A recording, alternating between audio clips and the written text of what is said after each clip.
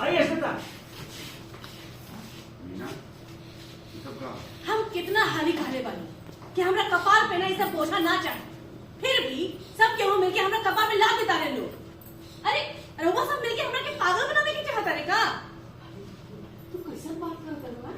अरे कपड़ा लता किताब को भी बच्चों के नहीं बोझ होके लगा। बुआ जी, ई कुल हमरा खातिर बोझे है।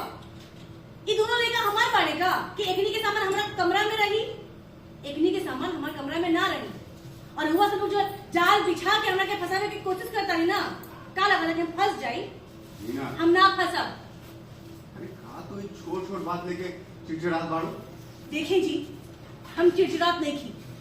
हमरा के लगा था कि हमार सर फाट जाए। अरे जवन चीज से हमरा के नफरत बा, सब केहू मिलके उहे काम हमारे साथे करत आनी। अरे हमरे हाथ जोड़ के कहता है सब केहू से कि हमरा के चैन से जिए दी, चैन से जिए दी हमरा के।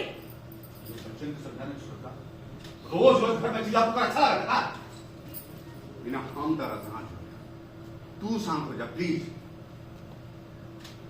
आज के बाद तारा ऐसा कोनो परेशानी ना हो। चलिए।